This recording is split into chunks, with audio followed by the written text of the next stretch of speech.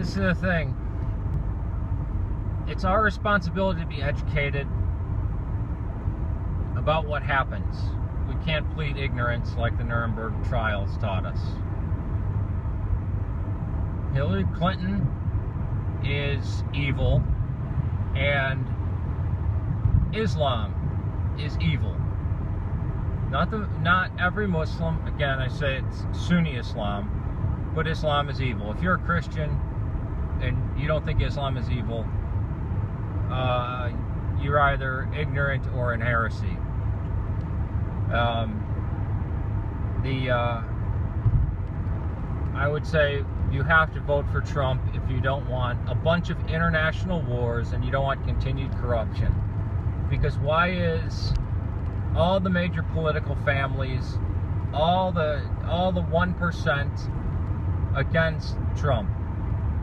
And then they're trying to stir up the stupid masses. Everybody, every person in the evil music industry, the evil movie industry, the frickin' manufactured news, which lies. I mean, look at how much evil just under Obama. I mean, we could go back as far as Bush, which Trump criticizes, and the Bush is back Clinton, and the Clintons were super evil. But the takedown of Gaddafi, he was an ally. The fighting of Bashar al-Assad, the arming of ISIS. If anybody wants anything to change, it's got to be Trump. And that's our last chance. I don't like voting in this country. And if you know me, I don't like capitalism, but it's more or less crony capitalism, which again, Trump is against. And he only is part of the executive, not the legislative. And what did Obama do after the massacre?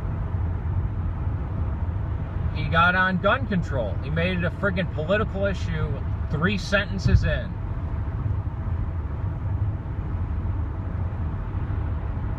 I mean, this is disgusting. And the Republican establishment clearly hates Trump. If you're hated by the Republican establishment and the Democrats and the Democratic establishment, you're a friend of mine, basically. That's why it's strange that me, the racist nationalists, the communists, the socialists, and the anarchists have some things in common, because we'll bring up El Salvador and Nicaragua and the slaughter of these people and the slaughter of these other people. Want to bring in refugees? The Yazidis, the Assyrians, the Syriacs, the Malkites, the Maronites, the Mandaeans, the Shia. But just refugees from the Middle East, this is, I mean, the rape, just not even, the rape orgies in thousands that are going on in Germany and Sweden. How do you tell the difference between a refugee and somebody who just wants to get into your country to cause terror? Well, refugees are usually women and children fleeing a country. These are, what, 98% men between the ages of 18 and 35, fighting age? First of all, one, why aren't they fighting in defense of their lands? And two, ISIS said it would send people over there. And ISIS, when kids in Australia tried to join ISIS, they said, don't come here, cause havoc in your own country. And that was the message they sent out, what is it, a year ago or 2 years ago? And that's exactly what Omar Mateen did. And the first call he made, before shots were fired, he called 911 and he said, I pledge my allegiance to Abu Bakr al-Baghdadi, the Caliph of the Islamic State, leader of ISIS, and solidarity with the marathon bombers. And then for the next 3 hours, he slaughtered people. 49 dead, 53 wounded, bad enough that they had to go to the hospital. Who knows how many have died since then, lost limbs, paralyzed, and every single one of those people traumatized. But yeah. But no, we have to let refugees in. This has nothing to do with immigration from Mexico either. If you know me, if you've ever heard about fiance, that's yeah. I mean, and we have to get control on Christianity and spreading it. Evangelism must happen now. Again, not proselytization, but evangelism. And one, it starts at home with your own children, and then it goes out into the real world to other people. Wear the Virgin Mary. Wear all the images of the Virgin Mary you can, the saints, crosses, everything. To stand up, to show, we cannot be silent about these things. And it's not making a show of your faith, because we are despised.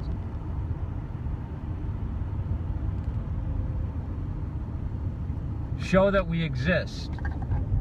The ancient Christians definitely did it.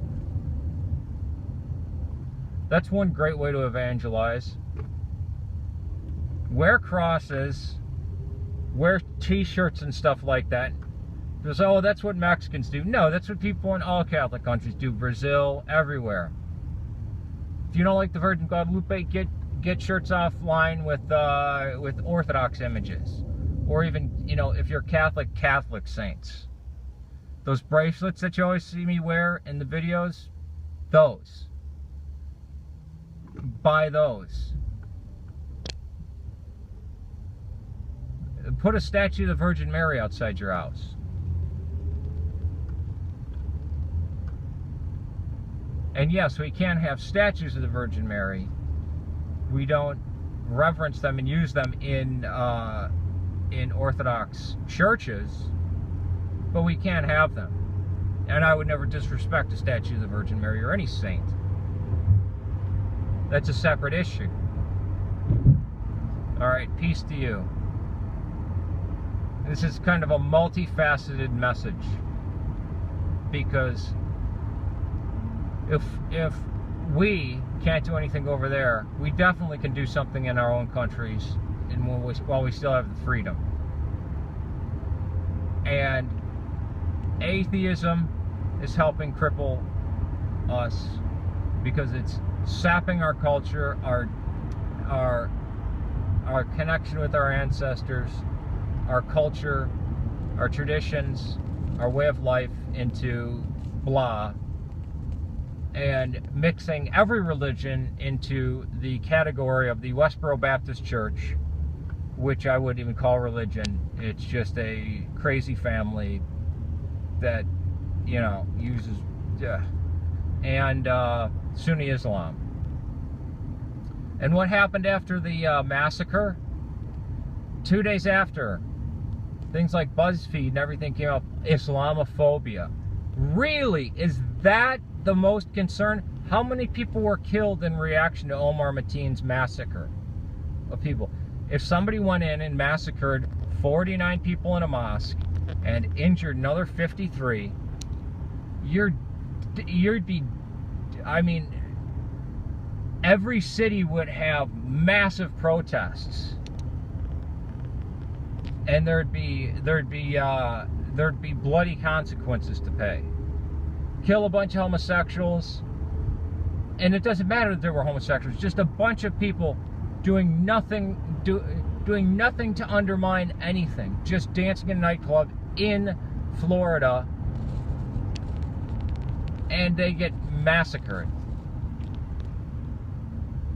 If people say, "Oh, it has nothing to do with Islam," well, the Islamic State, the guy's submission to Abu Bakr al-Baghdadi, his allegiance to ISIS and in solidarity with the Boston Marathon bombers. And might do you good to read the Quran and know which are the Meccan and Medinan surahs, and even beyond that, read Sahih al-Bukhari, read Sahih Muslim, read Sunan Abu Dawud, read Sirat Rasulullah. Or remain ignorant and keep saying, but I know some nice Muslims. Yeah, I know. I do too. But what the hell does it teach? And to those people who really believe and want to follow it correctly, what is the end result of that, and what is it telling them? Peace to you.